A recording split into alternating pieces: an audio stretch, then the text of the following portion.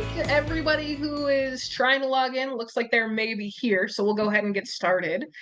I'm Krystina Rivers. I'm going to be moderating and participating in this fantastic panel of readers where we're all reading from our newest releases. A couple quick housekeeping things. Number one, don't forget to put your thing in gallery view. I think there's like a view in the upper right-hand corner. If you're not in gallery view, so you can see everybody. The chat hopefully will be open. Oh, it definitely is open because people are messaging already. If you have questions for the group, we hopefully will have some time for Q&A at the end. Drop those in the Q&A though, just so we don't miss them.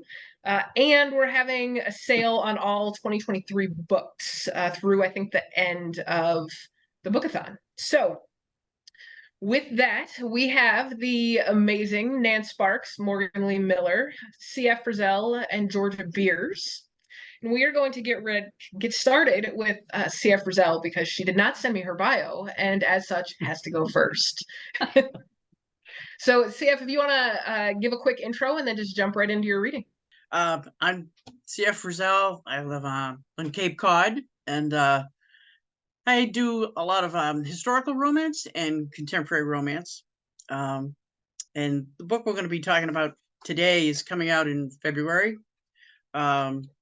It's called Guide Us Home, and I've co-authored it with BSB author Jessie Thoma.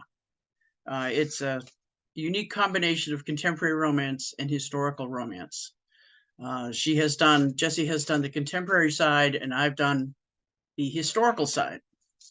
I've just done a brief setup that just so you won't be totally lost. Again, the title of the book is Guide Us Home, and it's due out in February. See, Jessie and I used parallel themes and events to combine contemporary and historical romance.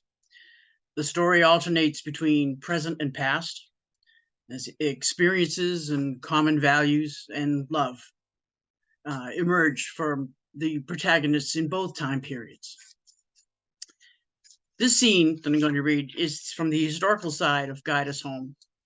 It's set in 1943 in World War II Denmark. Romance has developed between Tove, a sailor aboard the lighthouse tender Engel, and Jonah, who spends most of her days helping her father, who's the keeper of the Trojan Light in the Øresund Strait, which is body of water that separates Denmark from neutral Sweden. Like most of Europe at this time, Trojan Lighthouse is now Nazi occupied.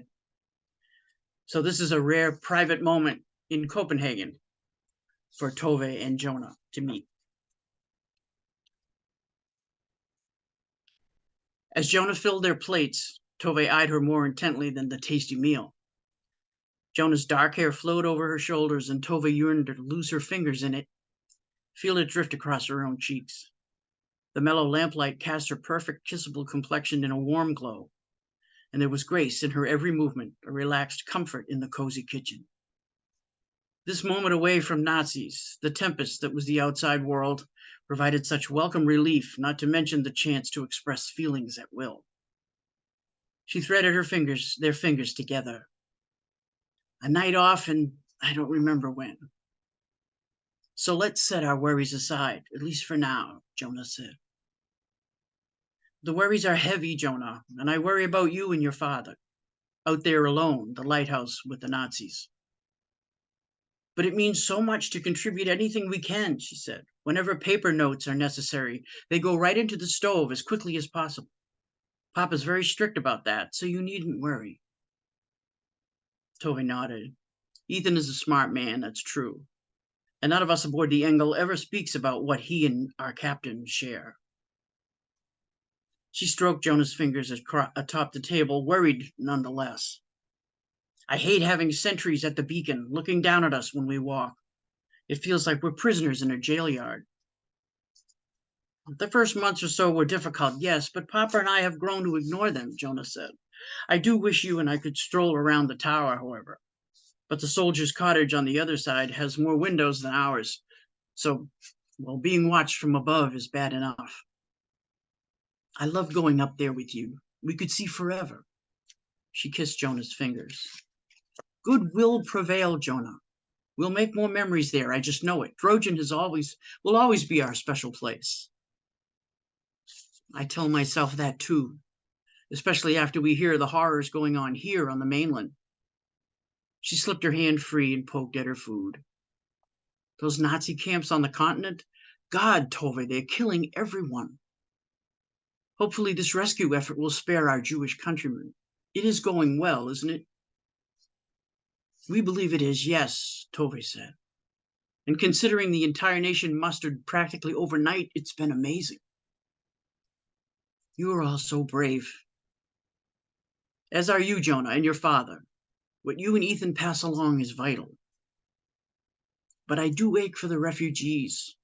The prospect of exchanging one's entire life in an instant for one in a strange place, how frightening. They leave everything and go to nothing. Know no one, and will have no work.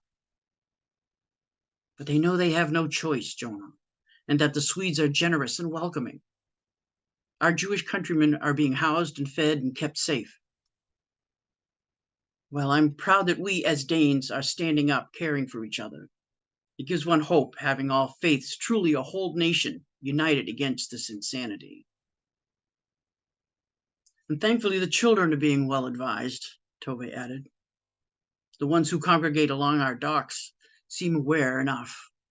I can't imagine how they maintain their innocence. Remember the summer months? Jonah asked dreamily. All the sunshine and laughter before the Nazis arrived. When you and the Engel brought the children out. Such wonderful days at the lighthouse. What fun we showed them, eh? Tove smiled as she slid her empty plate aside. Remember when you made them drinks from the lemons? And the American chocolate bars. Our bubbly little friend Nasa, she's crazy about that chocolate. Tove set her elbows on the table and rubbed her eyes with both hands. She's an orphan now, Jonah. We took Nasa to Sweden this morning. Tove, I had no idea. Nor I. She's in an orphanage now, though. Safe. But Drogen was the place she loved. She lived at that lighthouse. She loved that lighthouse and lived for every passing ship. I hope they'll show her Drogen's beacon from that shore.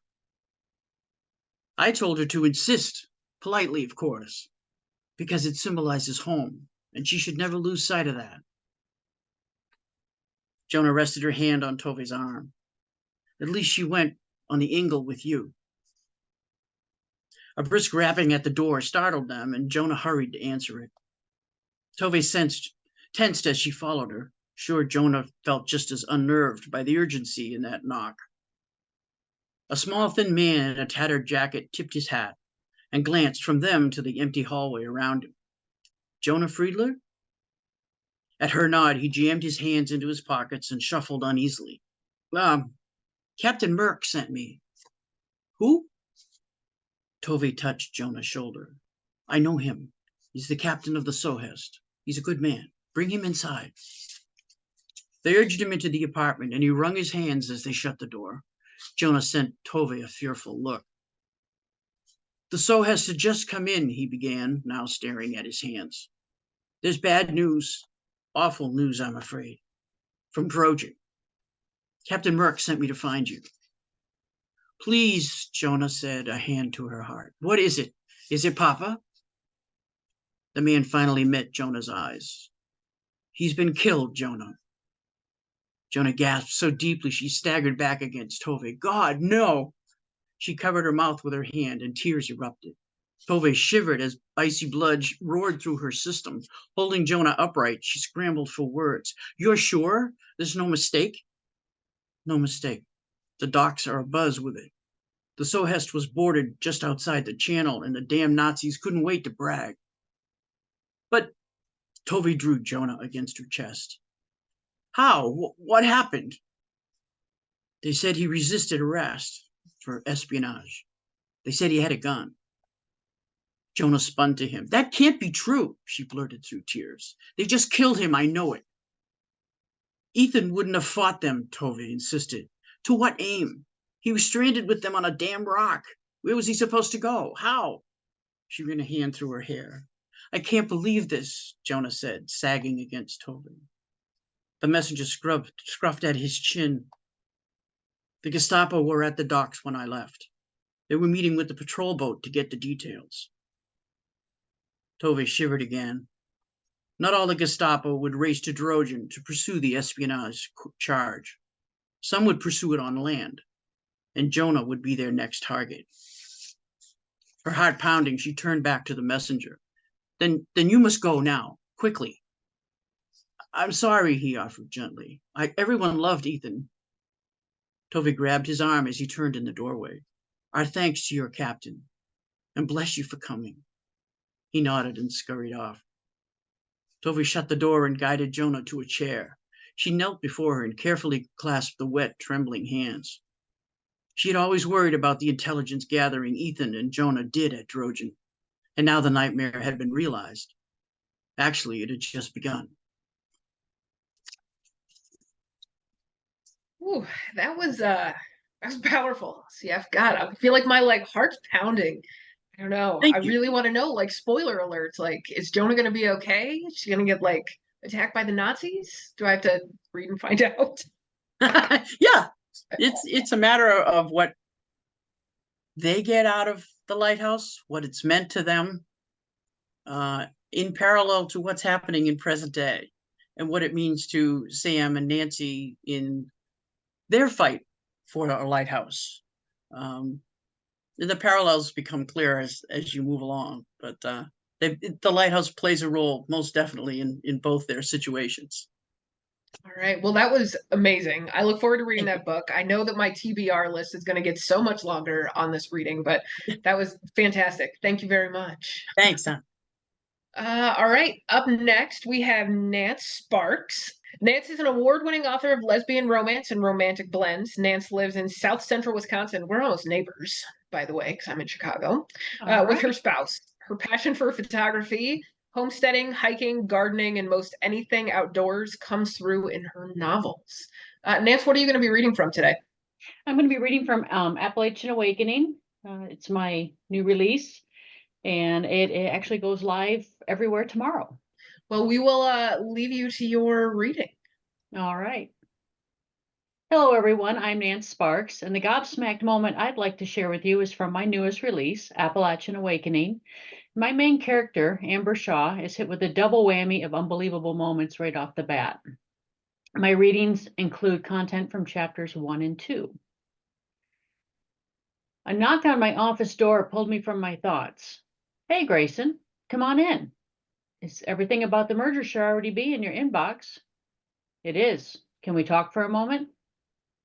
Uh-oh, it's something serious. I stood and stepped around my desk.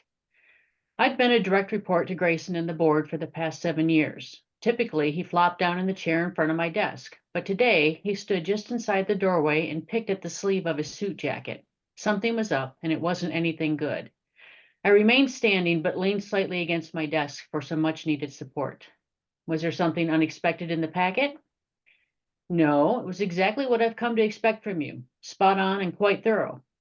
Okay, so why do you look like you threw the baby out with the bathwater? I rolled my eyes, Sue and her sayings.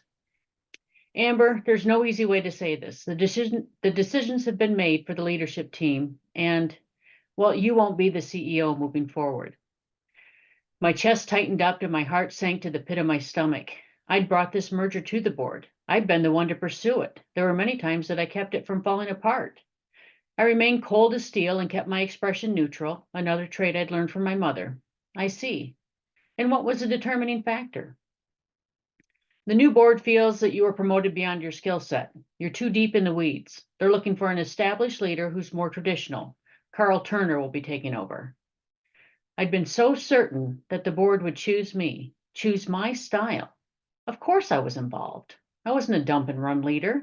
I'd like to know what was going on. I liked to be part of the solution. Our numbers were good under my leadership, and turnover was almost all but non-existent. Carl Turner?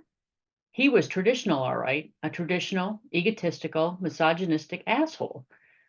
Ah, so the board wants a good old boy. Is that it? A stodgy?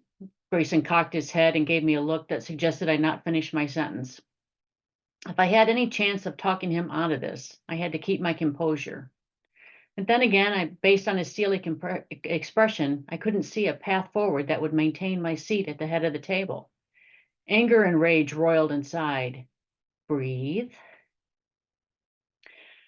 I assume you'll honor the terms? He nodded and cleared his throat. Yes, we'll honor your contract. That's part of doing this before the merger is final. A last order of business in the old books, so to speak. His words sunk in and my heart broke. All the long hours, all the sacrifices I'd made hadn't meant a thing. My efforts weren't valued or appreciated. My worth was summed up as a ticked checkbox before the merger was complete. I'd been raised to believe that once I became a CEO, I'd hold all the power. I'd be in charge. I'd be valued. And in that moment, I realized it was all a pile of crap. Like any other position in the company, I was very much expendable. My efforts, my success didn't make much of a difference at all. My drive home occurred on autopilot. Hopefully I hadn't broken too many laws. I pulled into the parking garage and out of habit cut the wheel to whip my car into the assigned spot. Instead, I had to slam on the brakes because both of my spaces were occupied. One by a car I didn't recognize and the other by a small U-Haul truck. Just when I thought my day couldn't get any worse, Tiffany stepped out of my private elevator holding a large cardboard box. She was smiling that sexy, flirtatious smile that had captured my attention 6 months earlier, except this time she was focused on the brunette who stepped out of the elevator behind her. Well, what have we here? I asked while walking up between the car and the U-Haul. Okay, maybe it was more of a power strut. I do know how to make a commanding entrance. I'd already had an epically shitty morning, and there was a stranger apparently helping my girlfriend move out. Tiffany stopped in her tracks, and her eyes grew wide. What are you doing home? I wasn't about to explain, not when she was flirting with another woman. I perched my hand on my hip and offered my best expectant glare. Better question is, what are you doing? Were you hoping to be long gone before I came home from work? I left you a note. Tiffany's helper or friend or whatever tripped on the ramp that led into the truck. The box she was holding shot out of her flailing arms and skidded to a stop at my feet. I smiled, just a little bit. Petty, I know, but at that moment, petty felt pretty damned good. Jesus, Amber, why do you have to act all tough and intimidating? Tiffany glared at me as if her friend's clumsiness was somehow my fault. Bridget, are you okay? Tiffany helped her friend up and turned with a huff to face me. I'm moving in with Bridget. We're in love. She loves me and she isn't afraid to say so. The crux of every relationship I've ever had. Everything was all hot sex and good times until the I love you start flowing. I wasn't opposed to saying it, but I vowed not to do so unless I sincerely felt it. How much more stuff do you have to load? My question was a bit harsh and a matter of fact. No apology, no emotion, no begging to try again. Sadness flashed across her face. Was she expecting me to fight for her? I couldn't. I wouldn't. There wasn't any point in doing so. She'd already made her decision. These are the last 2 boxes. I left the keys on the counter. She picked up the box at my feet. I'm sorry it ended like this, Amber. I thought we'd be, she shrugged. I thought I meant more to you. I thought so too. It was an honest response and the best I could do at the moment. The end. Wow. You were really like piling it on. She had a couple stones thrown at her that morning. So is she going to like make some like massive life changes? Is that what is like coming next? Yeah. Yep. Okay. This is very Her exciting. whole life is going to turn upside down. Well, it sounds like it's already started. So. Yeah. From the first sentence. Yeah, so I realized I forgot to mention in the very beginning that this entire reading panel is about surprises. So that's kind of what everybody's readings are about, is a surprise, and it could be good or it could be bad. Obviously, so far they've all been bad. We'll see if that continues with Morgan Lee Miller, who is going to be up next. Morgan, if you want to join us. Yeah, that's not going to change. Sorry. Well, from the number of times everybody says that they cry while reading Marley Rose on the interwebs, I'm sure it's not. If I'm red-eyed and crying when I come back, I'm going to be really pissed, just so you know. We'll see what happens. I'm hoping for ones here. All right. Morgan Lee Miller is a two-time Goldie finalist whose seventh novel, The Memories of Marley Rose, came out in December with Bold Strokes Books. She lives in Washington, D.C. with her two feline children, Milo and Elsa, one of whom I'm hoping is going to make an appearance during Well, this reading. He's right here. But with whom she's unapologetically obsessed with. She loves all things animals, spicy food that makes her cry. I don't understand. And the thing she loves most, procrastinating on writing her next novel, which I think all the writers on this call can probably identify with. So, Morgan, take it away. Okay, I'm going to be reading from The Memories of Marley Rose. This came out in December, and it's about a legendary Broadway singer named Marley Rose who goes through a procedure to erase her painful memories. So in this scene, she's recalling a memory of the 1982 Tony Awards. She's 28 and just won her first Tony, and her love interest, Elle, is staying in her house during a hard financial time. The two have been broken up for 5 years, and Marley has erased their relationship and is under the impression that Elle is her best friend, who she has feelings for. So the scene is going to start off in the past, and then it's just going to jump to the present, and I'll tell you when we're in the present. Even though I had just won my first Tony, I didn't feel like celebrating at the after party. All I could think about was Elle and if she stayed up to watch the entire show. I thought if she stayed up long enough for my category, then maybe, just maybe, she felt the same way about me.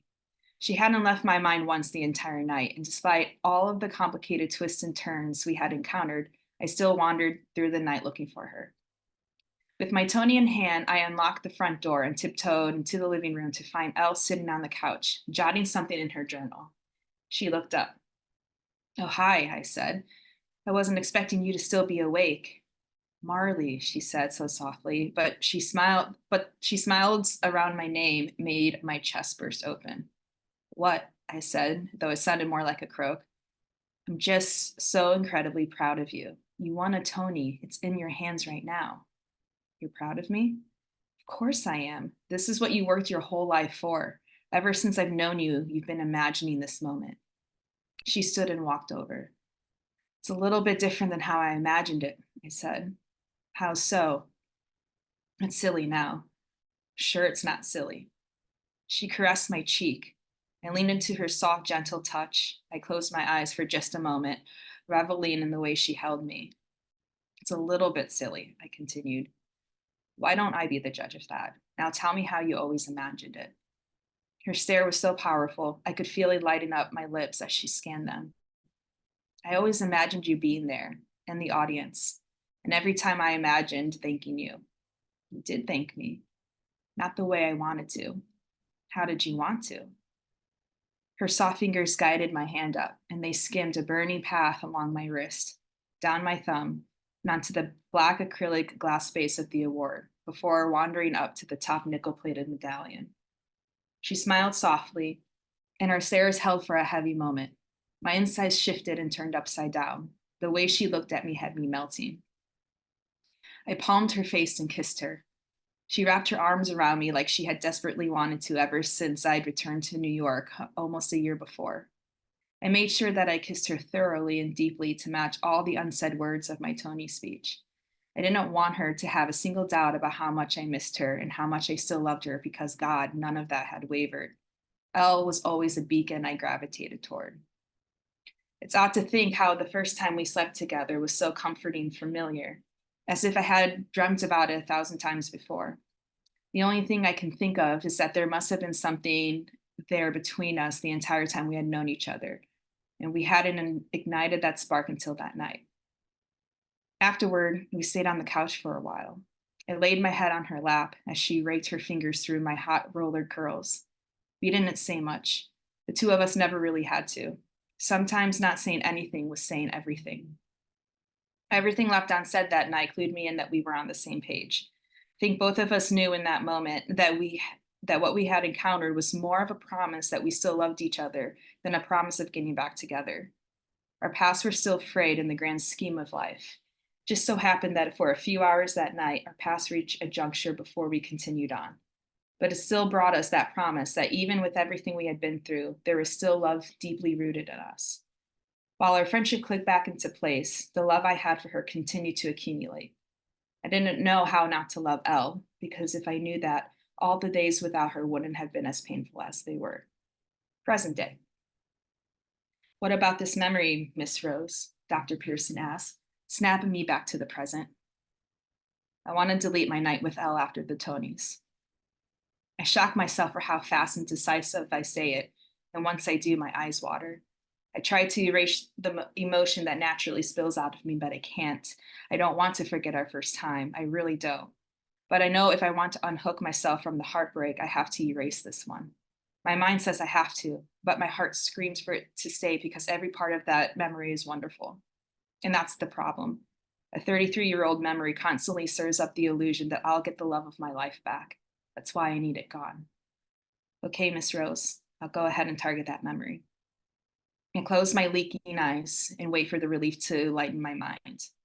While the helmet warms and the clicking taps against my scalp, I sift through all my remaining memories. And for the first time during this process, I'm discovering how many holes there are in my life story. Things aren't making sense.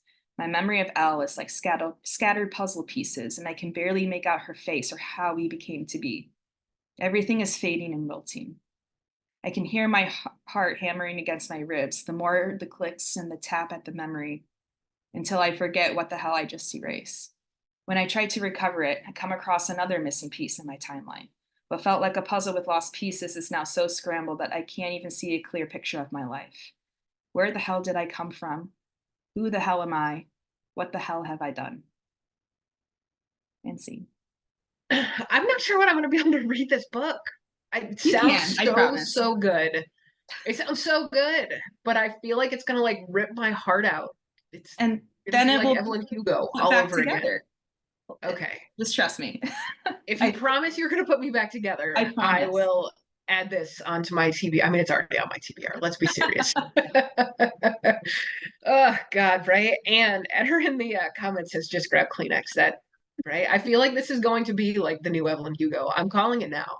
That's a big spot. Right? I am not afraid to make bold predictions, my friend. Not afraid to make bold predictions. All right. Well, thank you very much. Next up, we have the amazing Georgia Beers. If you want to come over. I'm here. Well, welcome, Georgia. Thank you. Georgia Beers has written more than 30 novels of sapphic romance and loves taking her readers on the journey while her characters fall in love. I love that journey too. Writing is her dream job, and she can't imagine doing anything else for a living. When not writing, she's reading, watching a scary movie, loving on Archie and Emmett, her dog and cat, or being run ragged by her 4 adorable grandbabies. Yes, we all agree she looks way too young to have grandbabies, but she does. And there are 4 under 2. Send help. If I had any help I could send, Georgia, it would Please. be there. But also diapers and wine. And wine. Georgia, what are you reading from today? I'm actually going a little off script here. I'm going to read from my book that's coming out in April called Aubrey McFadden is Never Getting Married. I would normally not let you go off script. However, you're Georgia Beers, so you can do what you want. And you can pre-order it now, so it's not like you can't get to it. Awesome. But I don't have a book. I'm reading off of paper, so I'm going to try to not be all rustly when I do that. This is just the very beginning of the book. This is the prologue. It is 2014. And Aubrey McFadden is in the bridal room of her church in her wedding gown. She's getting married within the hour, and she is giving herself a little pep talk. She's all by herself in there. She's just gotten herself together, and this is where we're gonna start. Aubrey inhaled a big, slow breath and was pulling herself together when there was a gentle knock on the door. "I'm coming," she called out, giving herself a full body shake. The door opened, and it was Cody, and Aubrey gasped. "What are you doing? Get out! You can't see me before the wedding. It's bad luck." Cody's smile was sad. "I'm so sorry," he said, so quietly as he approached her, she almost didn't hear him. And Aubrey knew. Right then, she knew. She knew his face, his eyes, his voice, and she knew those 3 short words were about to destroy her. What had started out as the happiest day of her life was about to become the worst. Her heart began to pound in her chest, and she stared at Cody. His dark eyes were sad and wet, and she could smell that he'd already had a drink. Or maybe more. Probably more. But there was something else in his eyes as he spoke. After his apology, he began with, I can't do this. And those were the only words Aubrey had been able to hear before the rushing of her own blood in her ears drowned out the rest but his eyes. She could see it. She could see it beyond any shadow of any doubts, and she knew what she saw. Relief. He kept talking, but all she could register were his moving lips and the tears on his face. He was cutting himself loose of her. After 4 years.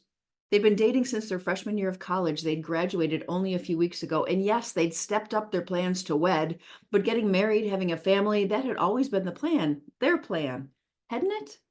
She tried to zero back in on what he was saying because, yes, he was still talking. He just kept talking, no matter how hard she wished he would stop because his words were killing her. I don't want to work in my dad's law firm. I never did. I want to travel. I want to go see other countries. I want to help those without a voice. I'm 22. I don't want to be locked into a 9 to 5 already. He grabbed her hands and she didn't stop him, but he kept asking her if she knew. He kept saying, and she wanted to scream at him. No, she did not know. But her voice was hiding and she couldn't find it. And he kept talking. And all she could do was stand there and listen to his horrible words as they sliced her skin like 1,000 tiny paper cuts. Look, I know I screwed up. I should have told you. I should have talked to you so much sooner, but going through with this wedding would be worse. There would be resentment and frustration. When I was talking to Monica about it, I realized it was suddenly so clear. And here he looked her right in the face, his dark eyes locked on hers. I just don't want the same life you want, Aubrey. I'm so sorry. Another light rap sounded on the door. It opened just a crack, and Monica Wallace peeked in. Her blonde hair in some kind of beautiful updo, her makeup on point, looking stunning and gorgeous. Aubrey fucking hated her. All Monica did was raise her light brows expectantly, and Cody nodded at her. Turning back to Aubrey, he apologized once more, kissed her on the cheek, something she would be laser focused on for weeks, she knew, and then he hurried out the door, leaving Aubrey staring at the back of Monica's head. That was it, just like that? She glanced out the window of the bridal room, which was on the side of the church nearest the parking lot, and she saw Cody hop into the passenger side of a car she didn't recognize and speed off. Okay, clearly that really was it, just like that. She followed the taillights until she could no longer see them, and then she stood there, unable to come up with a single thing to do next. You okay? She'd forgotten Monica was still there. Why? Why was she still there? She replayed some of Cody's words, and something inside her understood that she'd be doing exactly that for the rest of her life. But she recalled him saying that after he'd talked to Monica, who'd been his best friend from the time they were in elementary school, that was when he realized he couldn't marry her. She whipped her head around and glared. You. Monica was fully in the room now, leaving the door open behind her. She held up her hands in a placating gesture that only served to piss Aubrey off more. Listen, I know this is hard. Do you? How? How do you know this is hard? Have you ever been dumped by your boyfriend on the actual day of your fucking wedding? No? Then you don't know. Monica had the good sense to look at least a little bit chastened, but she continued with the hand gestures and the attempted explanation. He wasn't happy. Doesn't that matter to you? Of course it does, but he should have talked to me about it, not you. Well, maybe if you'd given him a second to breathe instead of fast forwarding the entire wedding, so much so that it made his head spin. Monica had always been protective of Cody. Aubrey knew that, but this was beyond. His head wasn't spinning, and we sped things up together. He was fine. He helped pick stuff out. He was in on the planning. He was totally fine. He's been drunk for the past month. Monica didn't shout it, but the words were loud and steely. There were people outside the room in the hall, and Aubrey knew they'd heard. They couldn't not. How have you not noticed that? Okay, those words hit hard because she had noticed. Cody had always been a drinker. From the beginning, she knew he liked his beer, but recently it had gotten more frequent. Monica wasn't wrong, despite the hyperbole, but coming from her made it so much worse, and Aubrey felt her blood start to boil. He was stressed. We all were. Planning a wedding is a lot. And as soon as she said those words, she thought about all the people sitting in the church right now, waiting, expecting, there to see her walk down the aisle within the hour, 100 of them in the church, 250 at the reception later that day. Oh God, it was as if the sheer scope of it just waltzed into the room and sat down in front of her, waved at her, smiled. Hi, I'm your worst nightmare, come to life. She shook her head, the humiliation she felt bubbling in her stomach like a sour stew.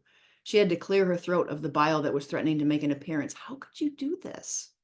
Her voice came out strained, choked, but goddamn it, she would not cry in front of this woman.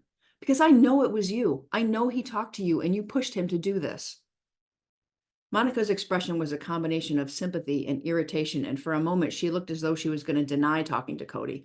She began with, I didn't, but then she cut herself off. She seemed to rethink, and when she finally said something, her voice was quiet, even if her words weren't. I'd think you'd be relieved to not end up married to a man who clearly doesn't want to be married to you. And Aubrey thought, ladies and gentlemen, Monica Wallace, the very worst version of every ice queen you've ever seen in a movie or read about in a book. Tall, blonde, stunningly beautiful, and fucking brutal in her delivery. Now you can move on, find somebody who wants what you want, and not be tied forever to somebody who wants different things out of life. Everything within Aubrey was on fire. Her blood, her heart, her brain, her thoughts and emotions and future, all of it up in flames. When she focused on Monica's blue eyes, she hoped she felt it, the heat, the searing pain, the anguish. She only had 4 more words for this woman, and she spat them in disgust. I'm pregnant, you bitch. The widening of Monica's eyes and the clear shock on her face told Aubrey everything she needed to know. Cody had left that part out. Goodness. It was about a surprise, right? Right? I mean, I thought the surprise was going to be just that she was being left at the altar, but not that she is also with a secret baby. Yes. Does Cody know about the baby? Yes. Oh, well, that's kind of shitty. That's especially shitty. And Monica's kind of harsh there. Is she going to come back as the love interest? She might. Interesting. Well, you know that's going on my TBR once it comes out. I mean, glad to hear it. All right. Thank you, Georgia. Well, Yep. I think that just leaves me. Right? Raise your hand if you haven't read yet and you're on this call. I am Krystina Rivers. I'm an author of contemporary sapphic romance with bold strokes. I am reading today from An Atlas to Forever, which is my 3rd book with them. 4th book is currently in editing, which is exciting. I have been writing for a few years. I started during the pandemic because I travel a lot for work, and I wasn't during the pandemic. It's become my new favorite thing. I would love to quit my day job one of these days, but for the moment, you will still find me probably starting next month back at the airport with my airport wine selfies. So An Atlas to Forever, it's about Ellie, who's a real estate executive who gets guilted into adopting this very, very adorable dog, Atlas. But it's sad circumstances. Her best friend has suddenly passed away, and she gets a letter after her death asking her to take in this dog. At first, it seems great, but Atlas develops a host of behavioral issues, and so she goes to see a veterinary behaviorist, Dr. Hayden Brandt, who has a whole host of communication issues. This scene is going to be Ellie and Atlas's first trip to visit Dr. Hayden, and they both have a surprise in store. The door opened, and a tall woman with a mess of wild curls was attempting to coax a dog into the office. Come on, Atlas, get in here. Hayden stepped toward them. Hi, I'm Dr. Hayden Brandt. She didn't reach out to shake since both of the woman's hands were white-knuckled on the leash. Damn it, Atlas, get in here. It looked like she was trying to drag the poor dog in as she leaned farther back without getting the dog any closer. Hayden placed her other hand on the woman's shoulder. Can I help? It was apparent this woman needed a lot of help. Please, yes. The woman yanked the leash again and again, no movement from the other end. Her voice was filled with frustration, but it was also a little sexy, sultry.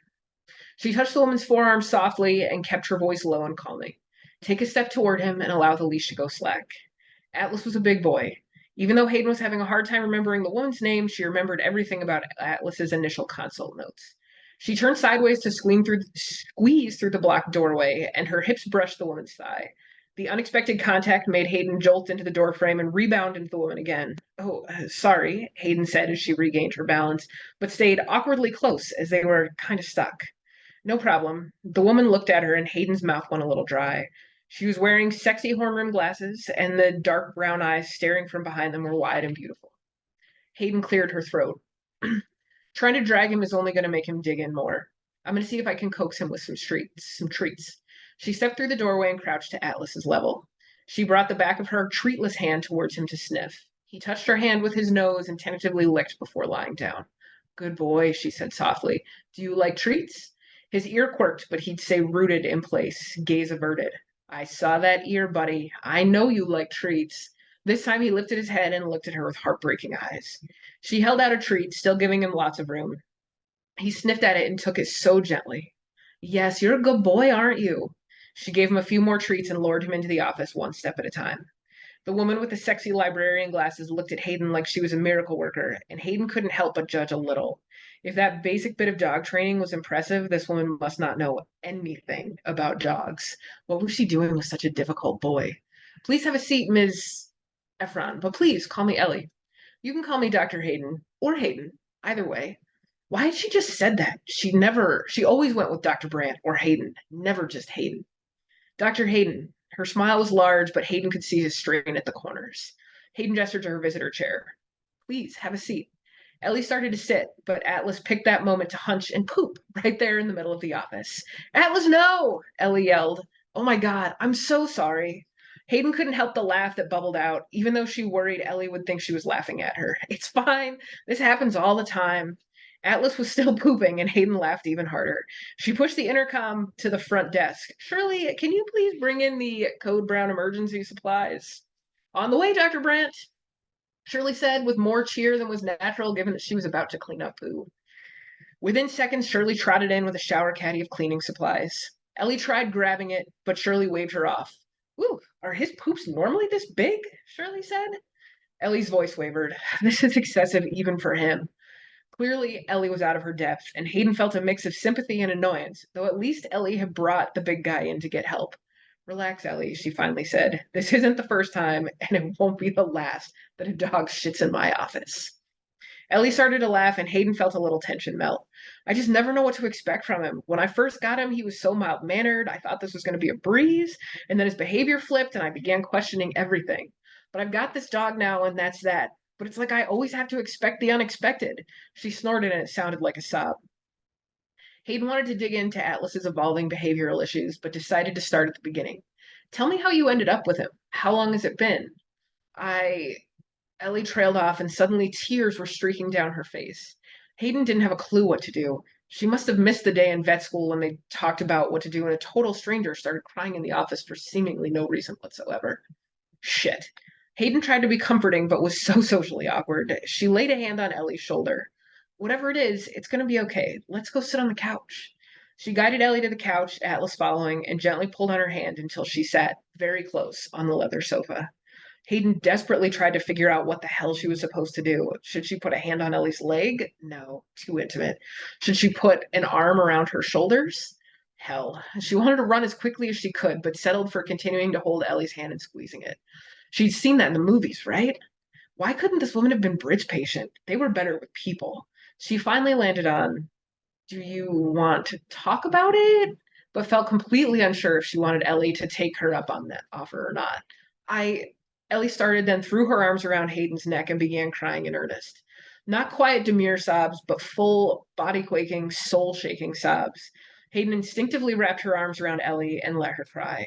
The heat of Ellie's breath tickled her neck, and she struggled not to squirt. To find out if Ellie ever stops crying in poor Dr. Hayden's office and how little Atlas does, you will have to pick up the book. All right, if everybody wants to pop back on, we'll talk a little bit. We don't have a ton of time. We were all a little loquacious today, but if anybody has any questions they would like to ask the panel, you can put them in the Q&A box. Nothing yet, though. So I will get started. In the theme of surprise, do you sometimes surprise yourself when you're writing with the character or with the choices that some of your characters make? Nance, let's start with you. Absolutely. All the time. So does that mean that you don't plot then? Are you completely a pantser, or do they just surprise you even within the plot? Started out as a pantser. I took Georgia's thing in Denver, and I'm trying to be a plotter. Well, so I've become a planster, and especially with mystery. So I'm writing a mystery one right now, and I really have to have all my ducks in a row. But even still, the characters just kind of take off on a tangent, and then I'm like, how am I going to fit that in a story? So it's a real struggle. In the book that I have in editing right now, I was trying to like break the characters up, and they just, I don't know, they had sex, and then I felt I hate it when that happens. I hate when that happens. Whoops. Whoops. Right, I build you up and then I just CF, how about you? Do your characters surprise you? And maybe tell me something that a character has done that surprises you if you do get surprised. Oh, what have they done? Yes, they do surprise me. It seems with every book, there's a moment when it's, I go up and tell my wife, say, guess what?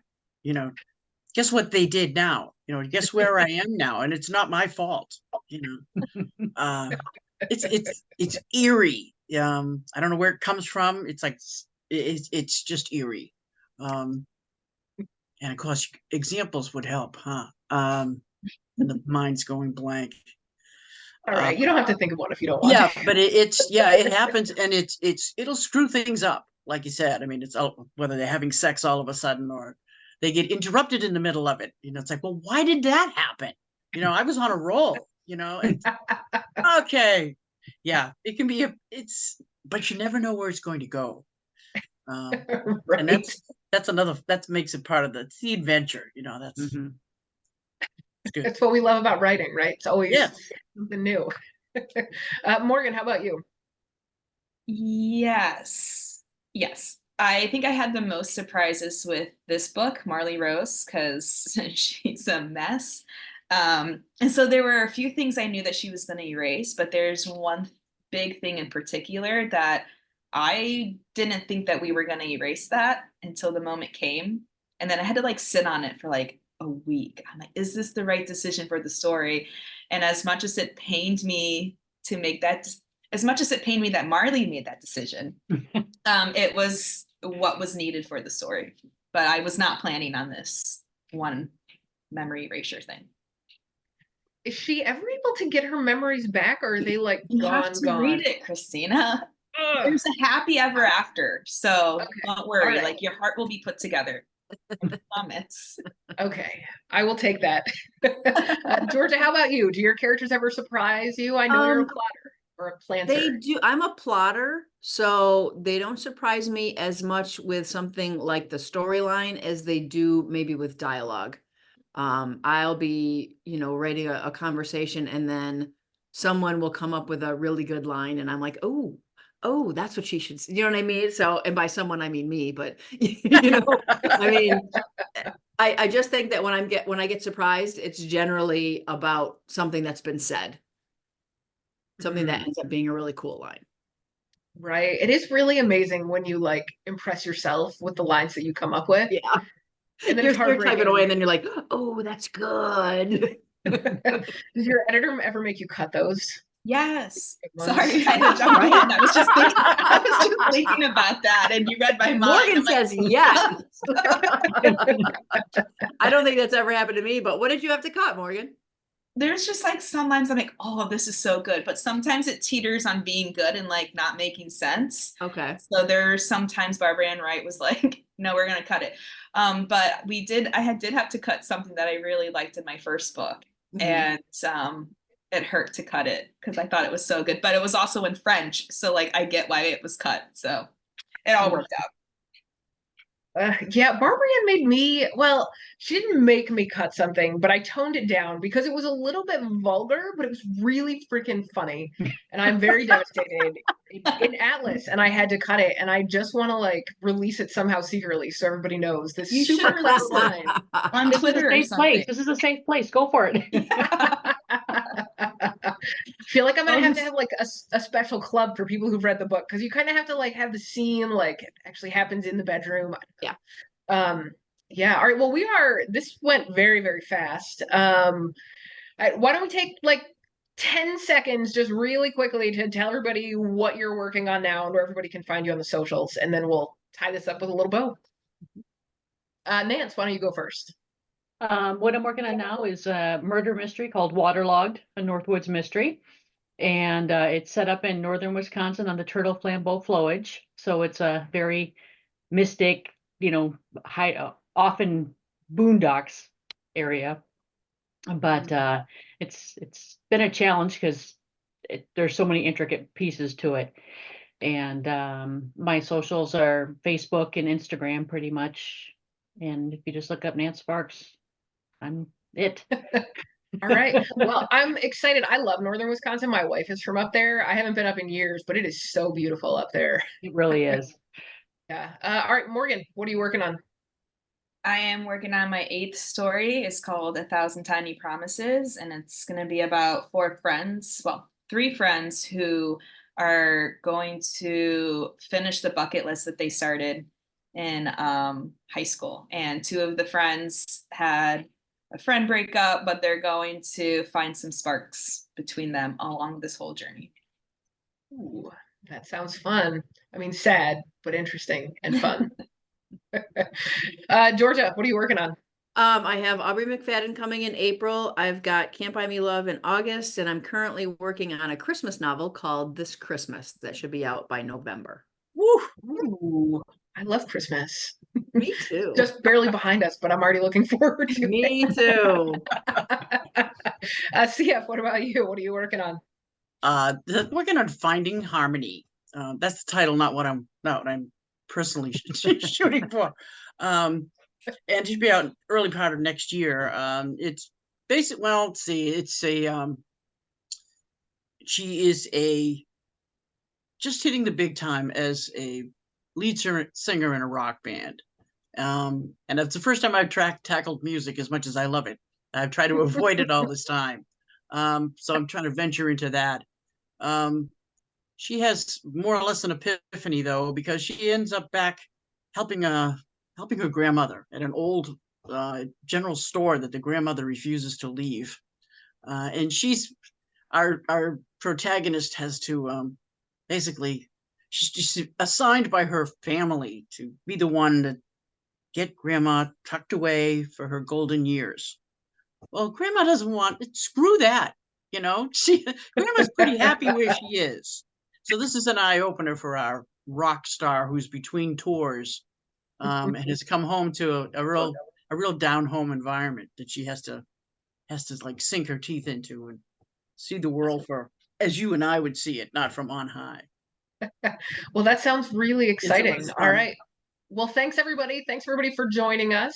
What are you working on? Yeah. Oh, me? Yeah. I am working on a book called The Heart Wants that's in editing right now. It's a kind of an epic story of 2 women who meet when they're like in their early 20s. One is a West Point grad, and the other one is still in college when they first meet. It still's under Don't Ask, Don't Tell, and then it kind of tells their evolving friendship to lovers to breakup to friendship to who knows what, hopefully an HEA, we'll see. And then that's in editing, and then I just started book 5. So All right. Excellent. all right, thanks everybody. Thank you.